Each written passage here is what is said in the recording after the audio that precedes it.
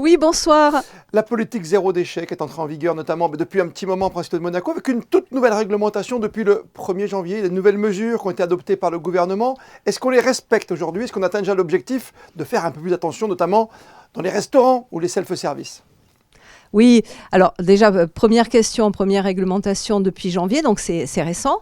Tout ce qui est vaisselle servie sur des repas qui sont servis sur place doit absolument être de la vaisselle non jetable. Donc c'est un grand changement, quand même un grand bouleversement pour notamment la restauration rapide. Est-ce qu'on les respecte? Nous n'avons pas encore fait le tour, mais ça va venir, puisque des contrôles sont prévus au cours du premier trimestre de cette année. Oui, éducation avant d'éventuelles représailles, bien sûr. Jusqu'à présent, en tout cas, le gouvernement a adopté le plan de traitement des déchets en 2016. Dans ce plan de traitement des déchets, il y a une feuille de route réglementaire pour justement limiter toutes les quantités de déchets produits, bien évidemment. Et puis surtout, ce qu'on a mis en place, c'est-à-dire une politique zéro déchet à 2030. Oui. Et pour l'instant, nous avons fait beaucoup de pédagogie, mais je dois l'avouer, nous allons rentrer dans une phase un peu plus contraignante. Ouais, on s'habitue même dans notre vie professionnelle parce que c'est pas simple de conserver par exemple tout simplement ces couverts, qu'ils soient en fer, en acier, en inox ou en bois même. Il y a déjà une chose innovante à Monaco qui n'existe pas ailleurs, en tout cas dans les pays qui nous entourent, c'est que depuis l'année dernière, les employeurs, je me permets de le redire pour que, comme ça, le message passe. Ils sont dans l'obligation de les fournir. Voilà, de fournir. Ce qui veut dire que, nous, on l'a vu, beaucoup de gens se sont déjà équipés de couverts réutilisables. L'année dernière, on a interdit aussi les couverts en plastique. Les couverts en plastique sont interdits, mais les couverts jetables sont payants, sont devenus payants. Ouais, nous avons des retours de nos commerçants, puisque on a des démarches d'accompagnement des commerçants de Monaco via le label Commerce Engagé.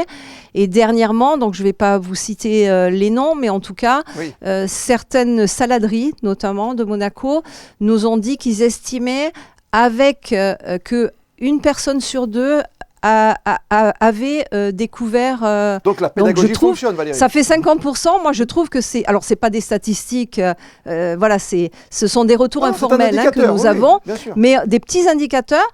Mais nous, en tout cas, direction de l'environnement, nous trouvons que c'est déjà un bel effort des gens et merci à tout le monde d'être rentré dans cette logique. Ça ne vous a pas échappé, on l'a vu dans les pays voisins, on ne va pas citer de marques non plus, mais enfin des marques de fast-food.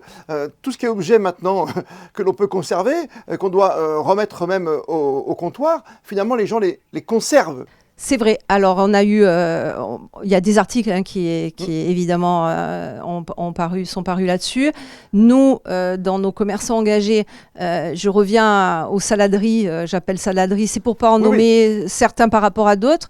En tout cas, nous ont dit qu'effectivement aujourd'hui, les gens ne les prenaient pas, mais en tout cas les mettaient directement à la poubelle. Donc, on est en train de travailler. Ils sont en train de travailler sur d'autres solutions. Peut-être d'enlever les poubelles, peut-être. Moi, nous, on pense que c'est un temps, c'est le temps d'adaptation. J'aimerais qu'on spécifie peut-être un point, parce que beaucoup de personnes nous posent la question, même sur Monaco Info. Vous savez, les tickets de caisse, maintenant, cette fameuse dématérialisation, qui est jamais simple. Aujourd'hui, on n'est plus obligé de donner un ticket de caisse, il faut simplement que le client le demande. Ça existe déjà chez nous en Principauté?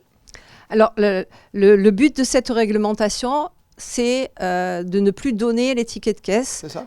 De ne les donner que sur demande. Ça ne veut pas dire de ne plus les donner, plus les donner systématiquement. J'avais vu des chiffres assez récents.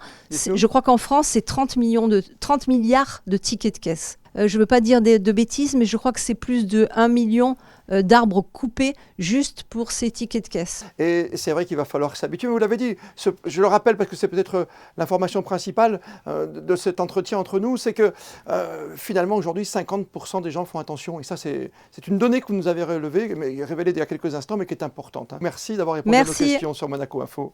Merci à vous. Au revoir.